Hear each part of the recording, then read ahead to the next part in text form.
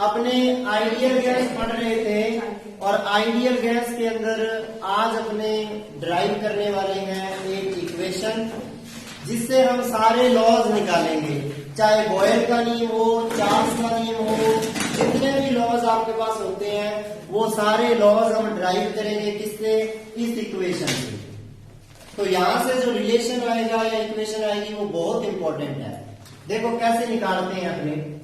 सबसे पहले एक मैं घन मान लेता हूं और उस घन की, उस क्यूब की जो भुजा होती है वो स्मॉल ए मान लेता हूं। स्मॉल ए भुजा का कोई घन ले लिया भाई, ऐसे भी स्मॉल ए, ऐसे भी स्मॉल ए, कहने का मतलब इसके आप बना सकते हो एक्स एक्सेस, वाई एक्सेस और जेड एक्सेस, कोई दिक्कत नहीं है।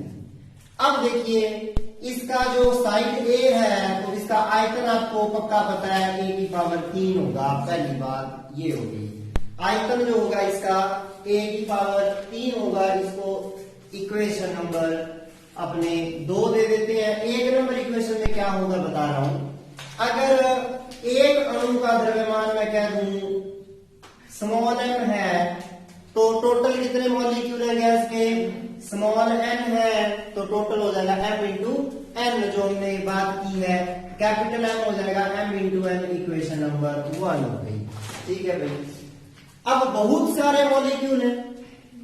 पहला मॉलिक्यूल जो है उसका मान लीजिए उसका वेग, उसकी वेलोसिटी c1 है, तो c1 को स्क्वायर को लिख सकते हैं u1 का स्क्वायर प्लस v1 का स्क्वायर प्लस w1 का स्क्वायर। अब कोई पूछे सर जी ये कैसे, क्योंकि c1 को मैंने मान लिया u1 i cap, v1 j cap and w1 k cap. दिक्कत क्या है?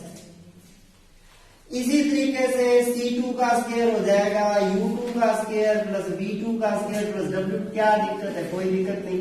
c2 का स्क्वायर ऐसा क्यों? क्योंकि c2 है u2 i cap, v2 j cap and w2 k cap dash dash. nवें मॉलिक्यूल पे जाता हूं, nवें मॉलिक्यूल की वेलोसिटी cn का स्क्वायर जो हो जाएगा un का स्क्वायर प्लस vn का स्क्वायर प्लस wn का स्क्वायर। ऐसा क्यों? क्योंकि cn वेक्टर है un i cap, vn j cap and wn k cap. ठीक है भाई, ये मेरे पास पहले तो वेगों का वितरण हो गया सारा। यहां तक तो कोई दिक्कत नहीं है, तो आगे कोई दिक्कत नहीं आएगी।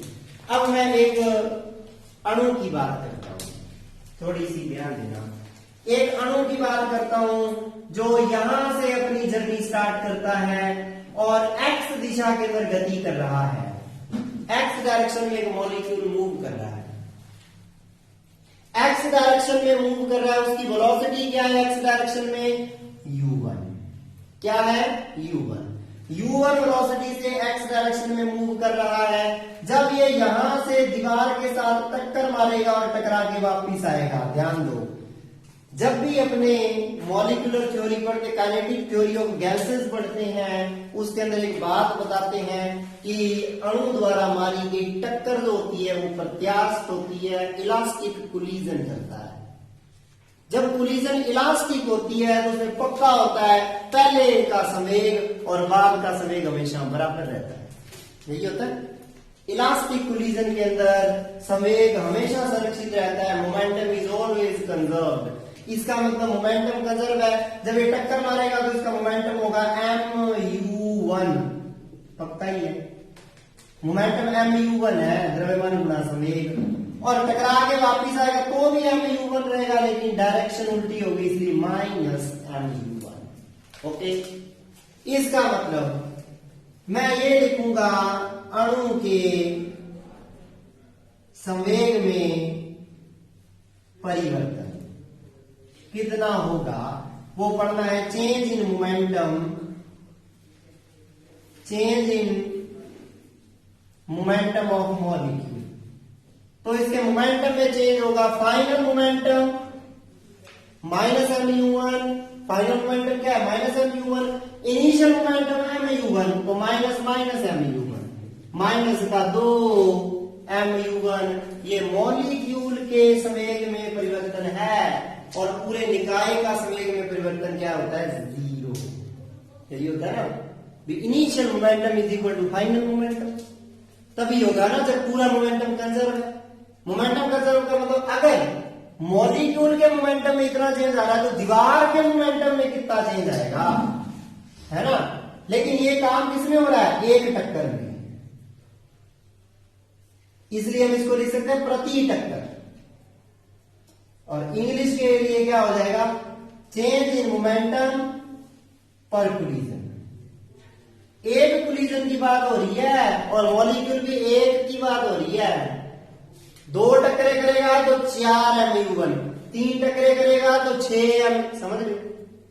हर टक्कर में ये कितना मोमेंटम चेंज होता है मॉलिक्यूल का, तो दीवार का कितना चेंज होगा, वॉल का, जो ये वॉल है ABCD, इसका कितना चेंज होगा, प्लस mu1, क्योंकि दोनों का जोड़ 0 लेना चाहिए, बताया था ना। मोमेंटम कंजर्व लेना चाहिए तभी रहेगा ना। अगर वॉल का मोमेंटम चेंज कितना होगा, यानी कि change in momentum, same line में देखो, पर कोलिजन, चेंज इन मोमेंटम पर कोलिजन ऑफ वॉल, जहां पर अणु है वहां पर दीवार हो जाएगा। प्रति टक्कर दीवार के संवेग में परिवर्तन प्लस 2 mu1। लो जी, इक्वेशन नंबर 3 आ कितना रहता है, प्लस 2 mu1। समझ आ गया यहां तक, ओके।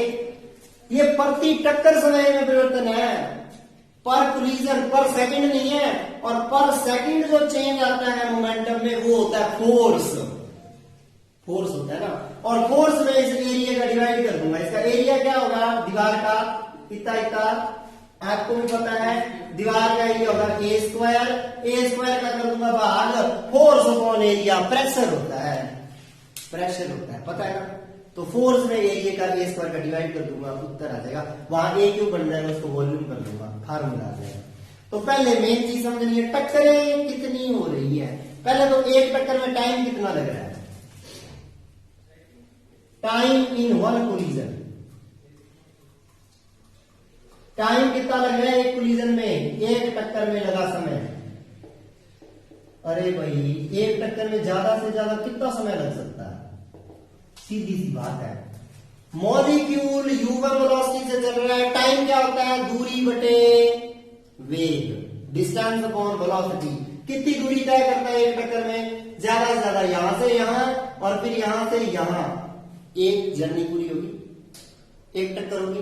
दूसरी टक्कर जो करने आएगा तो यहां से फिर चलेगा टक्कर करके वापस, ज्यादा से ज्यादा कितनी दूरी तय करेगा, 2a।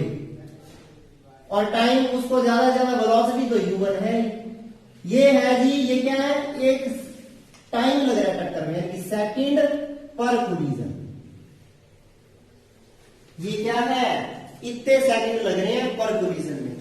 Distance upon velocity is equal to time. Distance ज्यादा से ज्यादा कितनी तय कर सकता है वो एक चक्कर में, 2a। तो 2a ये दूरी लिख दी, a 2a दूरी लिख दी। वेलोसिटी u1 हो सकती है, उसकी है u1 वेलोसिटी, u1 लिख दी। ये सेकंड पर कोलिजन है, मुझे देखना है एक सेकंड में कितनी टक्करें होती है, तो मुझे देखना है कोलिजन पर सेकंड, देखना है ना। तो इसकी पलटी बनवा दो, हो जाएगी कोलिजन पर सेकंड। मात्रक को देखो, ध्यान दो यूनिट के ऊपर, यानी कि number of collisions in 1 second, प्रति सेकंड टक्करों की संख्या, बहुत इंपॉर्टेंट चीज है। प्रति सेकंड कितनी टक्करें होती हैं, अरे भाई u1/2a, ये सेकंड पर कोलिजन था, कोलिजन पर सेकंड का था, पलटी करवा होगी। इतनी कोलिजन एक सेकंड में होती है, एक कोलिजन में इतना मोमेंटम चेंज होता है, तो इतनी कोलिजन में कितना हो जाएगा, दोनों का मल्टीप्लाई कर दूंगा, समझ गए। वो क्या आ जाएगा, मोमेंटम पर सेकंड आएगा वो, है ना। ये क्या था, चेंज इन मोमेंटम पर कोलिजन था, और मुझे पता है एक सेकंड में इतनी टक्करें होती हैं, टक्करों की संख्या से गुणा कर दूं तो उत्तर आ जाएगा। यानी कि मैं यहां लिख सकता हूं चेंज इन मोमेंटम, कितना आसान डेरिवेशन है, चेंज इन मोमेंटम पर सेकंड। अब पर टक्कर नहीं है, प्रति सेकंड संवेग में परिवर्तन हो गया। तो प्रति सेकंड संवेग में परिवर्तन कितना हो गया, 2 mu1 v1 गुणा u1 बटे 2a, ये हो गया जी मोमेंटम पर सेकंड। तो इसको क्या लिखोगे, मोमेंटम न्यूटन, क्योंकि ये फोर्स होता है ना, यही तो फोर्स होता है। Change in momentum in 1 second is force, यानी कि force F is equal to x direction में हो रहा है Fx, 2mu1 स्क्वायर, 2 से 2 cancel, mu1 square by a, ये फोर्स आ गया। यहां से निकाल लीजिए प्रेशर, यानी कि दाब, ये बल था, तो प्रेशर की वैल्यू तो आ गई। फोर्स अपॉन एरिया, एरिया कितना है भाई दीवार का, स्मॉल a स्क्वायर, तो फोर्स में एरिया का डिवाइड कर दो, mu1 square by a square into a, mu1 square by a की पावर 3, a की पावर 3, यहां से देखो 2 से v होता है, फ्रॉम 2, मुझे x डायरेक्शन का मिल गया mu1 square by v। Similarly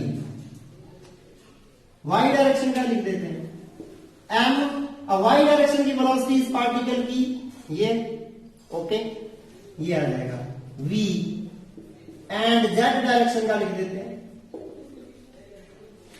w1 square by v। ये मेरे पास px py pz तीनों आ गए। अगर सभी पार्टिकल के लिए लिखना हो px py pz, तो सभी पार्टिकल के लिए लिखना हो तो सीधी सी बात है, मेरे पास सभी पार्टिकल के लिए फॉर ऑल पार्टिकल्स, सभी कणों के लिए px हो जाएगा m u1 square plus u2 square plus dash dash un square divided by, आप तीनों को जोड़ लीजिए, px plus py plus pz, तीनों को जोड़ भी दीजिए साथ में, एक स्टेप कम हो जाएगा, समझ रहे हो।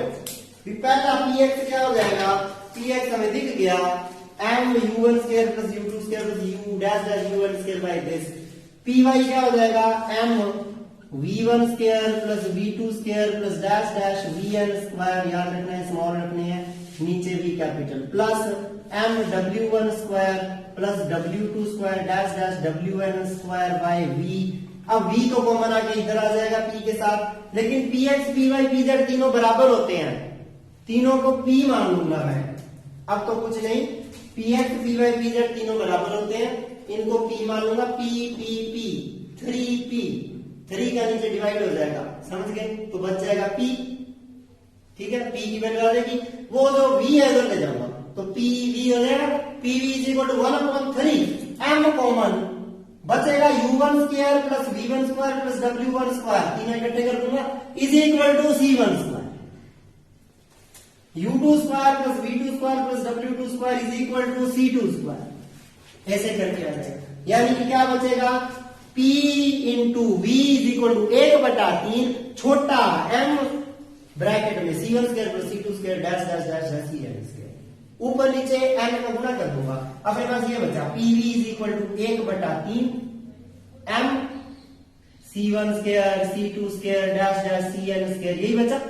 अब ऊपर नीचे n का मल्टीप्लाई करूं, ये हो जाएगा m इंटू n, इसमें डिवाइड हो जाएगा n का, ये m इंटू n क्या है, ये देखिए कैपिटल M, ठीक है, और ये बन जाएगा वर्ग मध्य मूल वेग, वर्ग के मध्य का वर्गमूल, उसका स्क्वायर है, ये वर्गमूल था, root mean square velocity, root of square of mean of all velocities, समझ गए, तो वो अपने निकाल लेते हैं, उसके अंडर रूट का देखो स्क्वायर है, अंत में ये बच जाएगा, तो जो भी 2-3 स्टेप है वो अपने लिख लेते हैं, ठीक है।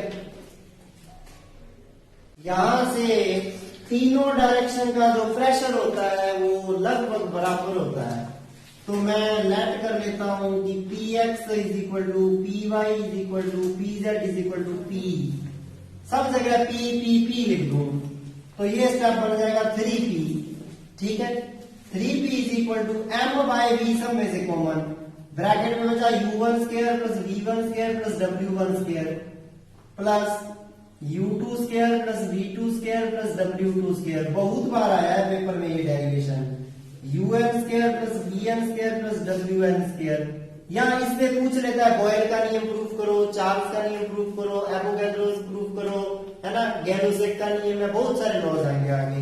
3p is equal to m by v, ये क्या है C1 स्क्वायर, ये हो गया C2 square, C3 dash dash Cn square. अब देखिए ये P था, P के साथ आप V को ले जाइए, M यहाँ पड़ा है 3PV और 3 को ले आइए नीचे 1/3। अब ऊपर नीचे n का मल्टीप्लाई कर दीजिए। ये जो चीज आई है ब्रैकेट के अंदर ये होता है 1/3 MNCRMS का स्क्वायर और m इंटू n यहां से देख लो कैपिटल M होता है, तो PV इज इक्वल टू आ गया 1/3 कैपिटल M CRMS का स्क्वायर। इक्वेशन नंबर यूज किया 1 और आपको पता है एंड CRMS क्या है, under root C1 square plus C2 square plus dash dash Cn square by n है, जिसको कहते हैं वर्ग माध्य है मूल चाल। Root mean square speed, root mean square speed बोला जाता है भाई। ये आपके पास आ जाता है आंसर इसका। ओके, अब देखिए ये कैपिटल M में ध्यान रखना, अगर मैं V को ले जाऊं नीचे और V को नीचे ले जाऊं तो देखिए M/V क्या होता है, द्रव्यमान बटे आयतन घनत्व डेंसिटी मास अपॉन वॉल्यूम, तो ये हो जाता है 1/3 रो CRMS का स्क्वायर। एक और ये दो फार्मूले बन गए। वेयर अपने को पता है रो क्या है, ये आपको ध्यान में रखना है। वेयर ये साइड में नोट कर लेना, रो है मास अपॉन वॉल्यूम, ये आपके पास रो की वैल्यू आ जाती है। अब CRMS की डेफिनेशन तो हो ही गई आपके सामने, तो डेरिवेशन अभी खत्म किया है ये वाला, उसमें हमने वेलोसिटी क्या क्या मानी थी, C1 C2 C3 dash dash dash Cn मानी थी। इन सब का स्क्वायर करके इन सब को जोड़ दो और जितने ये संख्या है उसका डिवाइड कर दो, ये आंसर आ जाता है रूट मीन स्क्वायर स्पीड वर्ग माध्य मूल चाल और कर दो अंडर रूट। ये इसकी वैल्यू होती है CRMS की। वास्तव में देखा जाए तो ये मीन है, किसका मीन है, सी स्क्वायर का बार भी कह सकते हैं इसको, यानी कि सारे के सारे सी की स्क्वायर का ये माध्य निकालकर उसका अंडर रूट है। यही है सी के स्क्वायर के माध्य का अंडर रूट, मीन को बार से प्रदर्शित करते हैं, बार का अंडर रूट है। ये वैल्यू जो है CRMS की है। अब देखिए हमें पता है कि P जो होता है वो या PV जो होता है, हमने अभी अभी इक्वेशन निकाली है यहां से 1/3 कैपिटल M CRMS का स्क्वायर होता है। और आपको पता है PV इज इक्वल टू होता है nRT, गैस इक्वेशन है ना, गैस की इक्वेशन ऑफ स्टेट होती है ये। और यहां से आपको पता है अगर 1 मोल की बात करें, 1 मोल की बात करें तो n हो जाता है 1, तो इससे PV आ जाता है RT, तो PV को लिख दूंगा RT। अब देखिए CRMS की स्क्वायर आ जाएगी 3RT बाय कैपिटल M का अंडर रूट CRMS आ गया। ये फार्मूला आ गया, इसका याद रखना है 3RT by capital M। Maxwell वाला चैप्टर जो 3rd है आपका, उसमें फिर ये आएगा। अब और देखिए फॉर 1 मोल गैस, अगर गैस 1 मोल हो तो आपको पता है कैपिटल M हमने अभी किया था M इंटू N, और 1 मोल गैस में अणु होते हैं कैपिटल N, अवोगाद्रो संख्या है ना। वेयर कैपिटल N होती है एवोगाड्रोस नंबर 6.03 गुणा 10⁻23 मोल इनवर्स। तो ये कैपिटल M की वैल्यू यहां रख देते हैं, फ्रॉम इक्वेशन नंबर 1 रख दिया, तो CRMS आ गया 3RT bye M into N। और आपको ये भी पता है कि R बराबर तो N के होता है ना, K होता है बोल्ट्जमान कांस्टेंट, N होता है अवोगाद्रो संख्या, R क्या होता है गैस कांस्टेंट। तो यहां से आपके पास आ जाएगा कि R बटे N को मैं K लिख सकता हूं, R बटे N को। तो CRMS का एक और फॉर्मूला आएगा 3kT बाय स्मॉल m, यानी कि जब तो एक मॉलिक्यूल के मास की बात करोगे स्मॉल m लिखोगे, तब तो ऊपर K लगाओगे, दिमाग खुला रख के इसको दिमाग में घुसेड़ दो बात को। जब तो नीचे स्मॉल m लगाओगे एक मॉलिक्यूल का मास, तब तो ऊपर K लगेगा। जब नीचे पूरी गैस का मास लगाओगे कैपिटल M, तो ऊपर R लगेगा। इसका मतलब ये दो फार्मूले आपके पास इक्वेशन नंबर 1 और 2 वेरी वेरी इंपॉर्टेंट। जितने कांस्टेंट आए सब कांस्टेंट की वैल्यू इधर दब देते हैं। कितने कांस्टेंट आए हैं? पहला कांस्टेंट आया के, उसका नाम होता है बोल्ट्जमान नियतांक। अंग्रेज लोगों के लिए बोल्ट्जमान कांस्टेंट, और इसकी वैल्यू होती है 1.38 गुणा 10⁻23 जूल केल्विन इनवर्स। आर होता है गैस कांस्टेंट, गैस नियतांक 8.314 joule kelvin inverse mole inverse, joule kelvin inverse mole inverse. N की वैल्यू लिख चुके हैं, एवोगैड्रो नंबर, और टी क्या है? परमताप, यानी कि एब्सोल्यूट टेम्परेचर। ये आपके पास क्या आ गया? इसका मेन काम हो गया CRMS का। एक पॉइंट और बहुत इंपॉर्टेंट रहता है कि काइनेटिक एनर्जी का क्या रिलेशन है, काइनेटिक एनर्जी का क्या रिलेशन होता है। एक तरीके से आपका जो CRMS है उसके साथ या प्रेशर के साथ वो पूछते हैं, यानी कि relation between kinetic energy and pressure. दाब तथा काइनेटिक एनर्जी मतलब गतिज ऊर्जा में संबंध। तो बहुत आसान है ये। तो आपको पता है दाब का फार्मूला भी निकाल चुका हूं मैं। P = 1/3, V को नीचे ले जाइए, m/v रो हो जाएगा, रो CRMS² निकाल चुका हूं। इक्वेशन 1। गतिज ऊर्जा है काइनेटिक एनर्जी मुझे पता है, EK 1/2 m CRMS² होता है, पता है ना। पूरी गैस की बात कर रहा हूं, m आ जाएगा। ओके, अब मैं गतिज ऊर्जा निकालूंगा, एकांक आयतन की गतिज ऊर्जा, एकांक आयतन kinetic energy, kinetic energy of unit volume. तो मैं क्या करूंगा? EK में भाग दे दूंगा V का, इसको मैं लिख देता हूं EK डैश। EK में V का भाग दिया, m/v हो गया, और m/v क्या हो जाएगा? रो। सही है, रो आ गया। अब समीकरण 1 में 2 का भाग दे दो, उत्तर आ गया। P/EK dash is equal to 1/3 rho CRMS², 1/2 rho CRMS² सब कैंसिल, आंसर आ गया 2/3। यानी कि प्रेशर जो होता है वो 2/3 गुना होता है EK डैश का। ये रिलेशन पेपर में आया हुआ है। Kinetic energy per unit volume, per unit volume की काइनेटिक एनर्जी है एकांक आयतन की, उसका 2/3 होता है प्रेशर। ठीक है।